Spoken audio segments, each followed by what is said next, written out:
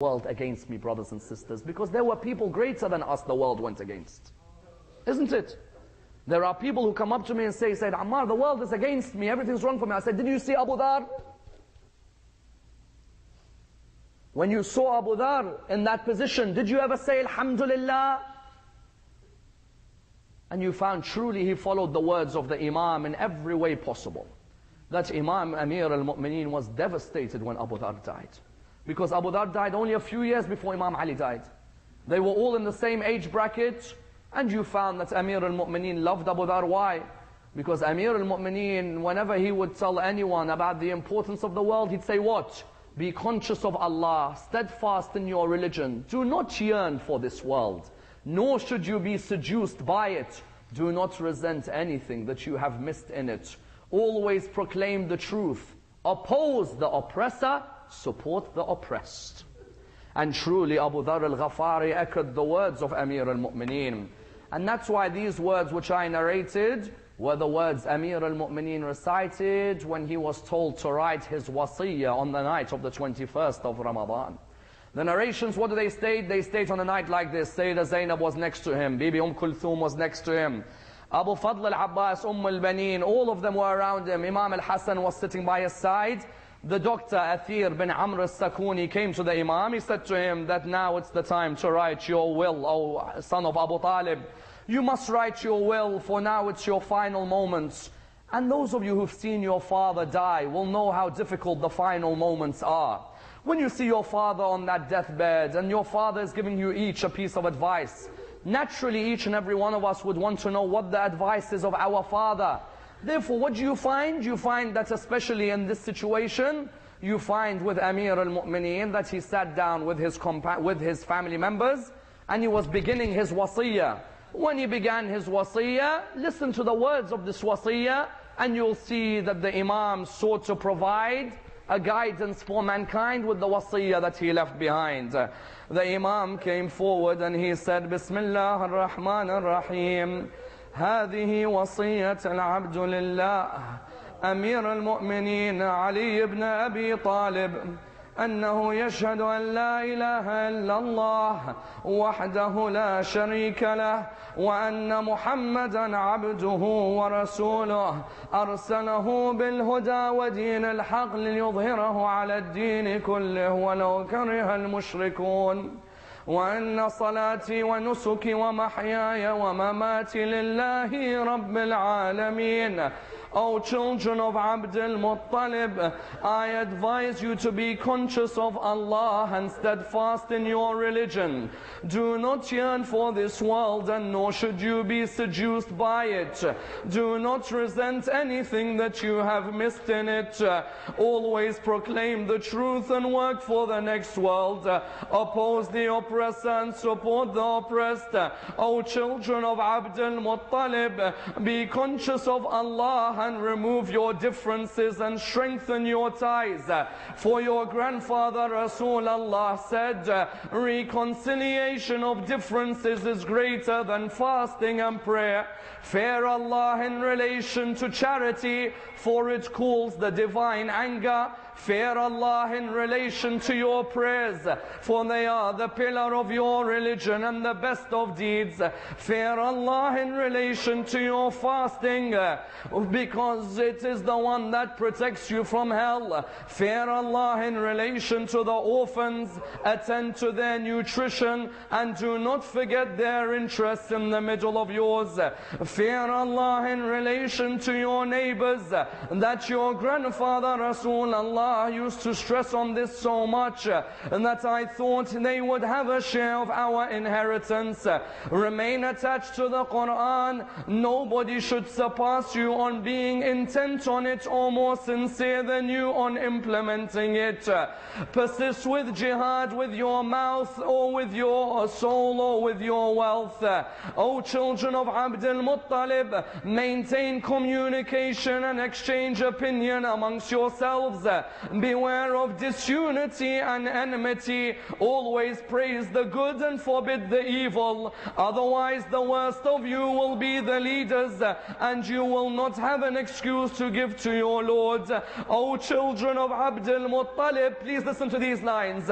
O children of Abd al-Muttalib, do not shed the blood of the Muslims under the banner that the Imam has been assassinated. Only the assassin should be put to death. O children of Abd al-Muttalib, if his one strike kills me, then strike him with one. Do not mutilate his body, for Rasulullah used to say, you should not even mutilate the body of a rabid dog. Truly, the way Imam Ali ibn Abi Talib treated Ibn Muljam made his children cry even more. Because when he saw Ibn Muljam the first time, he said, remove the rope from his hands. They said, Father, why? He said, I cannot bear to see a human with a rope around their hands. Then when he saw Ibn Muljam the second time, he said, before you give me water, give him water. They said, why? He said, because I cannot bear to see a human thirsty in front of me. Feed him with what you eat, and clothe him with what you wear, and let him drink what you drink. I ask you, brothers and sisters, if you had a father like Ali ibn Abi Talib, could you afford to allow him to go on a night like this? When the Imam finished his wasiyah, he called each of his children towards him. You know where I am heading now. Oh lover of Ahlul Bayt, you know where I am going. He called Sayyida Zainab towards him. He called Imam al-Hussein towards him. He called Kulthum towards him. And he called the rest of his children. He said to Sayyida Zainab, my wasiyah to you is to look after Imam al-Hasan. He said to Kulthum, my wasiyah to you is to look after Imam al-Hasan. He called Aba Abdullah al-Hussein, and he said to him, my wasiyah to you is to look after your brother Imam al-Hasan. All of a sudden, a lady by the name of al-Banin started walking towards Imam Ali ibn Abi Talib. She sat by him and she began to whisper to him. She said, oh my beloved husband, you told all of the children about their wasiyah, but my Abu Fadil, you didn't tell him about his wasiyah. Imam Amir al-Mu'mineen said, oh my al-Banin, call me Abu Fadil, let me speak to him. Abu Fadl al-Abbas was only around 14 or so years old at the time. When the Imam called him, the first thing he did was hold the hands of Abu Fadl al-Abbas. When he held the hands of Abu Fadl al-Abbas, he said to him, oh my beloved Abbas, I told Kulthum to look after Imam al-Hasan, and I told Zainab to look after Imam al-Hasan, and I told Imam al-Hussein to look after Imam al-Hasan. But as for you, I want you to look after the stranger of the 10th of Muharram.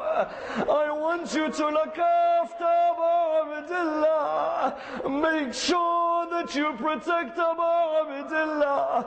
Do not allow anyone to come near Abu Abdullah. He looked at his father and he said, oh my father, I'll use my hands to protect Abu Abdullah. When you came to Karbala, Amir al-Mu'mineen, and you saw Abu Fadil lying on the ground, did you know that they struck his right hand and they struck his left hand? But Amir al-Mu'mineen, normally when a soldier falls off his horse, his hands are in front of him. When Abu Fadil fell off his horse, he fell directly with the arrow pierced in his eye on the ground.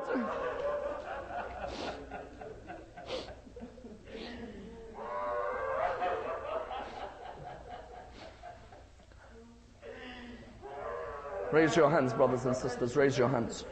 Raise your hands. We pray to Allah subhanahu wa ta'ala to provide us with the intercession of Imam Amir al-Mu'mineen, to allow us to be amongst those who visit the holy land of Najaf al-Ashraf. Allow us to receive the intercession of his grandson Imam Sahib al-Asri wal-Zaman. Our condolences go out on a night like this to Imam Sahib al-Asri wal-Zaman. We pray to Allah subhanahu wa ta'ala for all our Muslim brothers around the world, especially our brothers in Pakistan. Ya Allah, make their difficulty become ease and remove all the misfortunes from them. We pray to Allah subhanahu wa ta'ala for the originators of this majlis, that Allah blesses them and surrounds them with the mercy of Muhammad and Al Muhammad. We pray to Allah subhanahu wa ta'ala with a surah al-Fatiha, but before it, the loudest of your salawat. Please sit down, brothers, if we can sit